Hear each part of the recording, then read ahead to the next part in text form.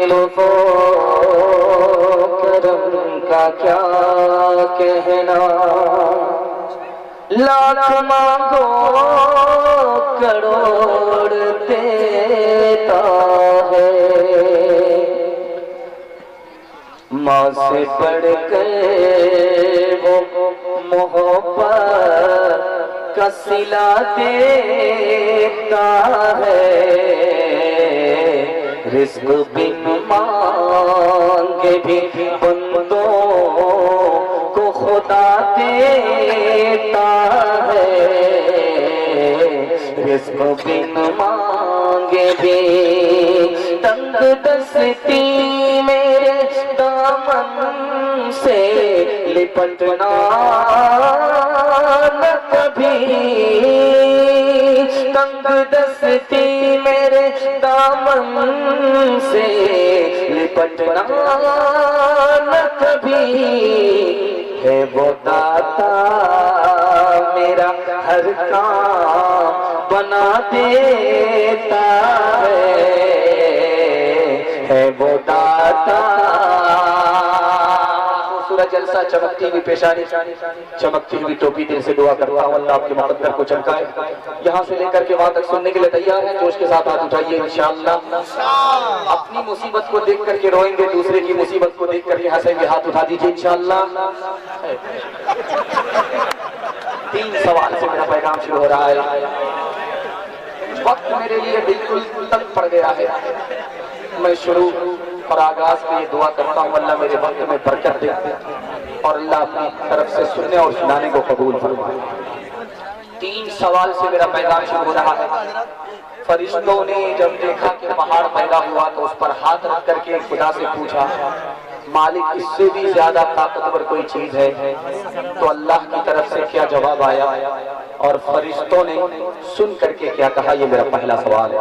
दूसरा सवाल है, चांदी के सिक्के को, सोने के सिक्के को हजरत आयशा साबुन से ऐसे धो रही थी जैसे कपड़ा धोया जाता है। अल्लाह के रसूल ने पूछा तो क्या जवाब दिया? अल्लाह की अज़मत के हवाले से ये दूसरा सवाल है आपकी खिदमत में। तीसरा सवाल है, इस मजमे में अमीर भी है, गरीब भी है, खुदा सबसे ज्यादा किस पर मेहरबान है, अमीर पर या गरीब पर? यह आखिरी सवाल है। सो करके सुनेंगे, हाथ उठाइए इंशाअल्लाह। 2 इम्तिहान हो चुका है। सीधे सीधे सवालों से अपने पैगाम को शुरू करते हुए मेरा पहला सवाल था, फरिश्तों ने देखा कि पहाड़ पैदा हुआ तो हाथ रख करके पूछा कि मालिक पहाड़ से भी ज्यादा सख्त कोई चीज है? तो अल्लाह की तरफ से जवाब आया, लोहा। लोहा जब पहाड़ के सर पर पड़ता है तो पहाड़ रेजा रेजा हो जाता। तो फरिश्तों ने कहा सुभान अल्लाह, मालिक लोहे से भी ज्यादा ताकतवर कोई चीज है? तो फरमाया आग। जब आग में लोहा जाता है तो पिघल जाता है, मुलायम हो जाता है। तो फरिश्तों ने कहा सुभान अल्लाह, आग से भी ज्यादा ताकतवर कोई चीज है? तो फरमाया पानी। पानी की आगोश में जैसे ही आग जाती है वो बुझ जाया करती है। तो फरिश्तों ने कहा सुभान अल्लाह, इससे भी ज्यादा ताकतवर कोई चीज है? तो फरमाया हवा। तूफान पानी को भी उड़ा देता है। तो फरिश्तों ने कहा सुभान अल्लाह, इससे भी ज्यादा ताकतवर चीज है? तो फरमाया सदका। तूफान का रुख मोड़ दिया करता। ये बुनियाद पड़ी है मदरसे की और आप अपने सदकों में इस मदरसे को याद रखेंगे। ये मदरसा खजाने गैब से हमारी जेब से चलता है। आप मदरसे को सदका देंगे, अल्लाह मुसीबत के तूफान का रुख मोड़ देंगे इंशाअल्लाह। मदरसे को ताबुन करेंगे, हाथ उठा दीजिए इंशाअल्लाह।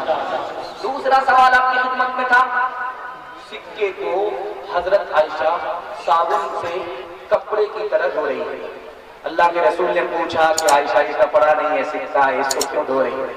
तो उन्होंने कहा या रसूल अल्लाह, ये सदके का सिक्का है, गरीबों के हाथ में बाद में पहुंचता है, पहले ये खुदा के हाथ में पहुंचता है। खुदा का हाथ पाक साफ है। मैं चाहती थी कि सिक्का भी पाक साफ होकर के खुदा के हाथ में पहुंच जाए। दूसरे नमूने को आपकी खिदमत में रखता हूं, ध्यान से सुनिएगा। खुदा गरीब पर मेहरबान है या अमीर पर मेहरबान है? अमीरों के पास दौलत है, जमीन जायदाद है, मकान दुकान है, सब कुछ है। गरीबों के पास कुछ नहीं है। लेकिन आपका दिल बड़ा मजबूत होगा कि जो दौलत गरीब के पास है वो अमीर के पास भी नहीं। जब गरीब खुदा के पास पहुंचेगा तो खुदा उससे कहेगा कि तुम बेहिसाब जन्नत में दाखिल हो जाओ, तुम्हारा कोई हिसाब नहीं। जब वो दौड़ करके जन्नत की तरफ जाने लगेगा तो खुदा रोक करके पूछेगा कहाँ जा रहा है? 80 की स्पीड से कहाँ जा रहे हैं? जन्नत में जा रहा है। कहा कि पहले मेरे सवाल का जवाब दो कि दुनिया में भूखे थे, किसने खाना खिलाया? पैसा नहीं था, कपड़ा किसने पहना?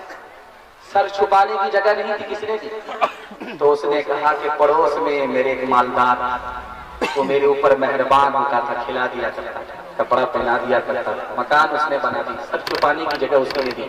तो अल्लाह फरमाएगा तुम अकेले जन्नत में मत जाओ, उस अमीर को भी अपने साथ जन्नत में लेकर के जाओ। जो दौलत गरीब के पास है वो अमीर के पास भी नहीं है।